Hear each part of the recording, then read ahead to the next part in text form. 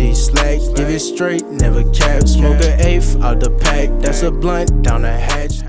What is going on, everybody? Welcome to the 15 Minutes with G-Slack show. I am your host, G-Slack, super slacker, Slack the savior, Slack your boy. And today we got a very special guest all the way from Detroit, Michigan, Spazout Steve. What's the deal, man?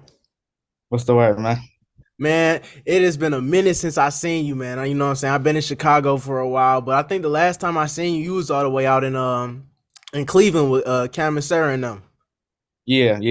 Okay, That okay. was What made you come out to see them shows? that was like really for my boy. That's like my brother. That's like my that's my big brother. He's been doing music for a minute. I was just really out there supporting him. Yeah, so how did you end up, meeting the people at 3525? How did you, what I'm saying, really get tapped in with them? So about 2 years ago, I was just going around studio to studio. I was really just doing whatever. I ain't know shit about shit. This was around the time that I dropped out of college. I was going to Lawrence Tech for graphic design. I changed my major to audio engineering, but I kind of just said fuck it and I dropped out. So I was just really doing music, and I ended up coming to 3525 for a session with Runaway Love, if you know him. Okay. And he wanted some beats, so I just hooked up my laptop and then I just made a beat in front of him. And one of the engineers, shout out Renzo mixed it. He kind of saw me and then he was just like, bro, I need that nigga here. So I just kind of came up here, showed some beats, and I was just around. I remember I So think my first time seeing you was I think my first session at 3525 with Cam. You wasn't mhm. even in the studio, you was just in the lobby making beats, and that's all I knew. I was like, yeah, bro, dedicated for sure. Yeah, that's what I always did, bro. Like niggas used to say like I was just out of the way. Like I'm the youngest person here, so I was really always just kind of sort of in my own world, doing the only thing I knew how to do, which was make beats. I was either in the back making beats, or I was in the lobby, or I was just sitting around the sessions just by myself making beats. I wasn't really talking. So So, was there a certain moment that you really decided to put the pedal to the metal and just, you say you dropped out of college, you said I'm ready for this. Was that the moment that you kind of decided this is what I want to do? man, to be honest, it was never even that sort Hey, of. hey, my bad, bro. This police car fucking up my mic right now. We about to give him like 20 seconds to My bad, bro. I'm over there getting shot, nigga. It's an ambulance. Oh, that motherfucker stopped. Yeah, give it a couple seconds. Bro, that shit is so loud in my microphone right now. Yeah, Damn, come on, you fuck ass ambulance. Get the fuck out of here. that's funny. So Jesus. Bro, Chicago life, you know what I'm saying? You hear that shit every hour. yeah, well, I get it. Okay, all right, bet. I'm about to ask the question again. Okay. All right, so was there a certain moment where you decided you needed to put the pedal to the metal? I know you said you dropped out of college for it. Was that really kind of the moment where you decided this is what I really need to be doing? Yeah, kind of. It was just like it. To be honest, I've never really tried to force myself to think too hard about certain things because it was like I've been making beats since I was a sophomore in high school. So all throughout high school, all throughout the start of me being in college, I was just making beats. Like nigga, damn near I was making beats in class sometimes in my drawing class.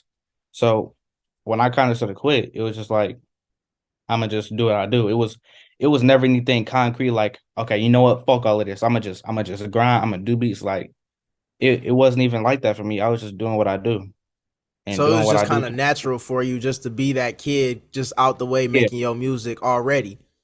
yeah, for sure. It was kind of just like in my nature. It was in the wave, going along with the ocean. Yeah, so going even further back, when did you first realize that you loved music or fell in love with it? Probably in middle school when I started playing trumpet. Oh, trumpet was your first one? Yeah. Do you still play? Fuck no. Nah, I feel like everybody say that they dropped their instrument that they started in middle school. You know what I'm saying? Yeah, because I really did like playing trumpet. I did, but I kind of sort of I got in the marching band and I really loved marching band, but what ruined it for me was just the people around it. Mm. Like, I mean, I don't know if you've ever been in band, but I was in band drama orchestra. is, oh, well, that's Yeah. dope. I wanted to be an orchestra. But it was really kind of sort of band drama that just turned me off of it, you know? Hmm. Yeah, it's a weird So it, crowd, that's for sure. yeah. Yeah, for the people But that don't know, if I you in still, a marching band or a choir or orchestra or whatever, theater group even, it's some weird motherfuckers that be doing that shit. hmm I still love it though. I love it to death. I like it's time to times where I go back and I just listen to Southern playing or Jackson State. No, I just like straight listen to them playing for real. No, I So did it's always enjoy to hear, like the live band practices and everything like that in my school. Did you guys have, I don't know, at your high school, whatever, any music programs that weren't directed toward like instruments, like any, digital music or analog learning, stuff like that? Nah. none of that. You was in So DPS? nah. Oh, okay, okay. What is DPS? Detroit Public? Oh nah. I went to Southfield A&T. Really Southfield Lathrop, but my freshman year that was when two of the schools merged. We had two different schools and they just merged and then it was Southfield A&T. So Okay, okay. So talk a little bit about some of your credits, man, because I'm seeing some crazy names here. Haha Davis, Peasy, YNJ, Baby Money. Talk a little bit about how you first got connected with some of these big Detroit people. so I'll start with haha. So me working here, we not only do is this a recording house, it's a production house. So we work with different artists specifically, and we try and do like whole projects, like top to bottom, finish and everything. And then we also got tapped in with Haha Davis, and Haha Davis wanted to start a podcast. So we do that. I produce for it. Every episode my beats are playing in the beginning. We also run audio. Uh so yeah, that's that. PZ PZ I got through. I low key forgot his name. What it was either I think it was 682 Lotto. I was this was back when I first started working here at the studio. I was in the back just doing what I do, making beats by myself. And he came back there and he heard it and he was like, I'm fucking with it. I'm gonna get Peasy on it. I'm like, yeah. Good. So he bought the beat and Peasy got on it and it released. That was that. YNJ. My man's Los. He bought a beat from me and he got a YNJ placement on it, a feature. So So it sounds like you know what I'm saying, you've built a big network in your short 2 year period of just working at 3525. And am I saying it right, by the way? Is it 3525 or 3525? I always get that messed up. people say it either way. I said 35, 25. What did BJ say? 35, 25. All right, for sure. That's his name in numeric order. So Okay, okay, I get it. yeah. Okay, that's a little creative for sure, for sure. So, what's it like working at that studio? Since you've been there for 2 years, have you really been able, get comfortable learning with everybody, working with everybody, gaining new clients and stuff like that? Yeah, it's cool, but it's like I don't think about the studio per se or BJ. Like, BJ is my man. That's my big homie. Like this my spot, this my area, this like another second home. But I don't necessarily think about it as like, oh, me being at the studio, like it opened up doors for me, but at the end of the day, it was really just the people around who kind of sort of built me up because you are who you surround yourself with. And I feel like I'm blessed to be surrounded with the friends that I have today.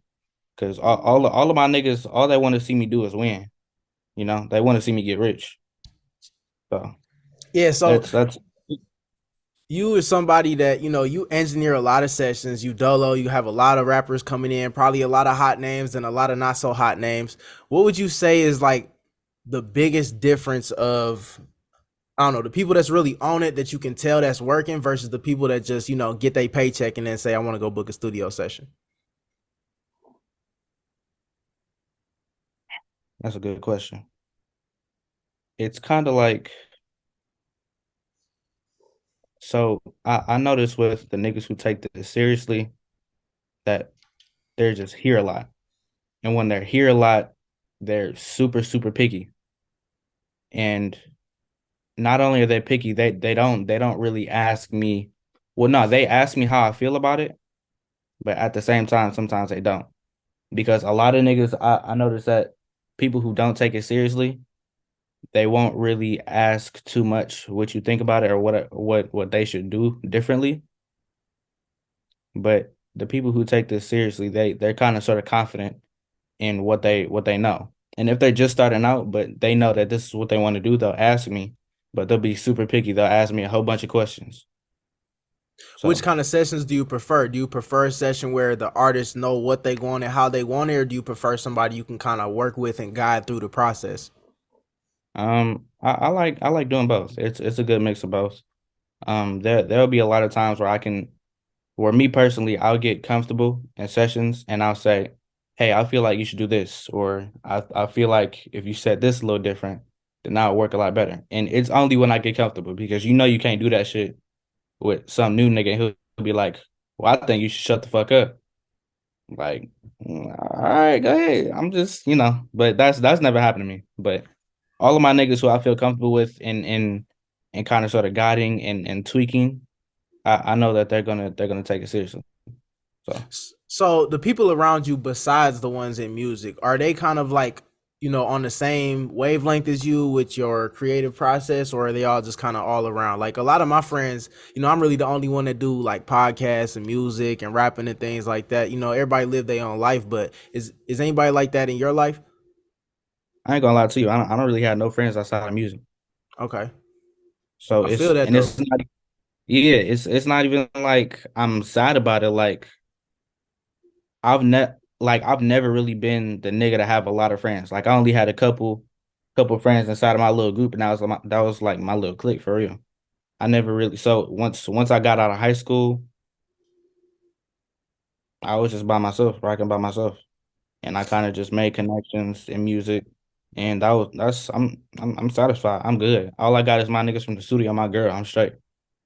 Nah, facts. And it always ends up being the people that got the most, friends or the most connections, whatever you be, them always the fakest ones, you know what I'm saying? Hmm.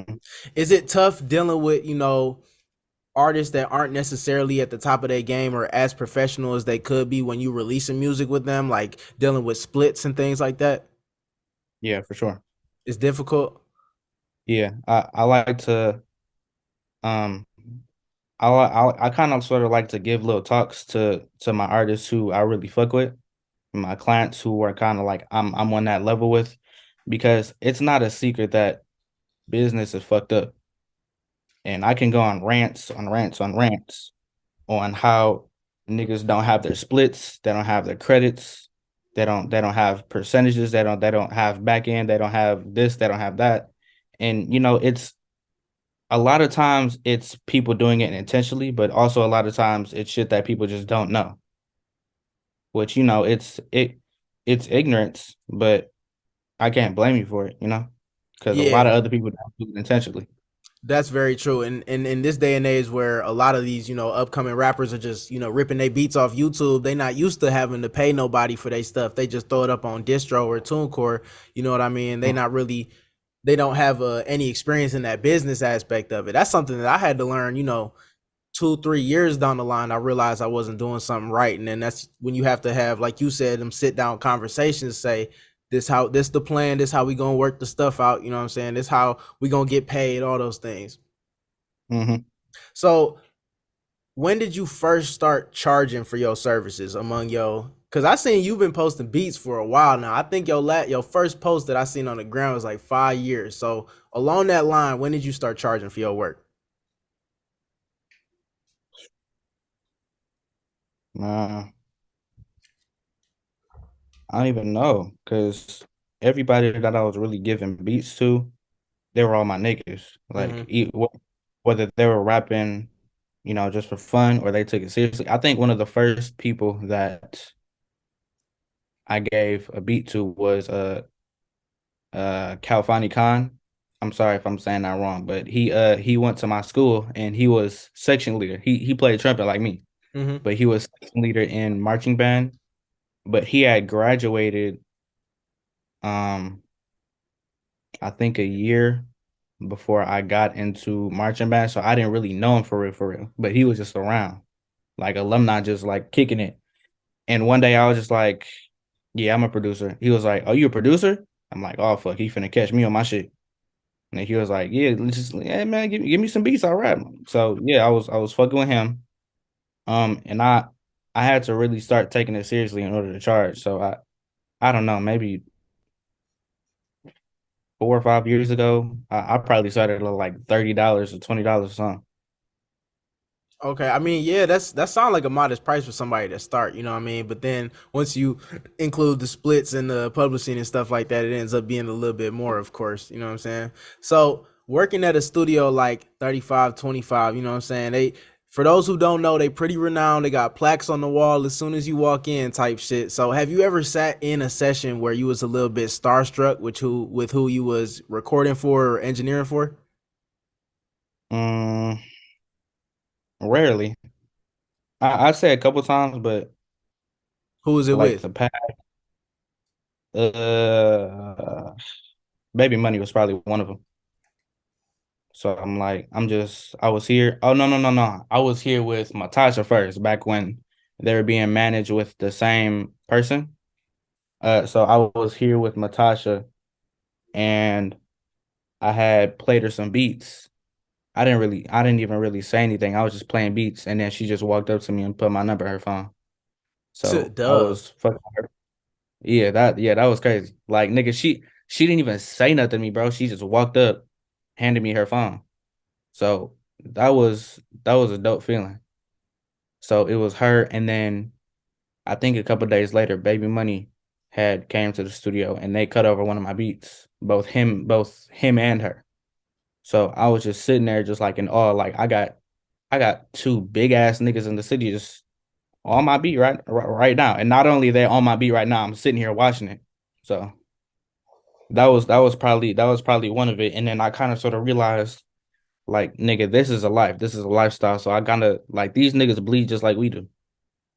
So I kind of just got acclimated to it, and I just be with famous niggas. Like I've met with Haha Davis on multiple times. Um, I was just here with RMC Mike a while ago. I had Big Keys pull up maybe 2 weeks ago.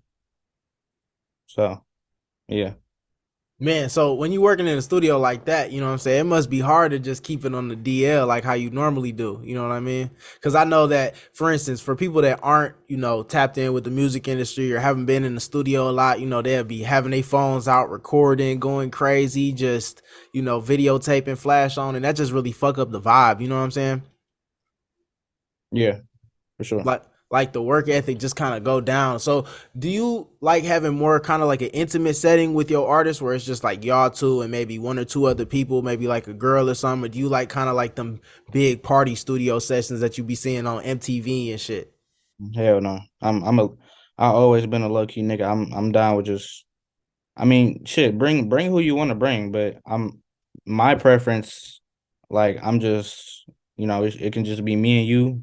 I don't care. But niggas sitting up here drunk, niggas drinking.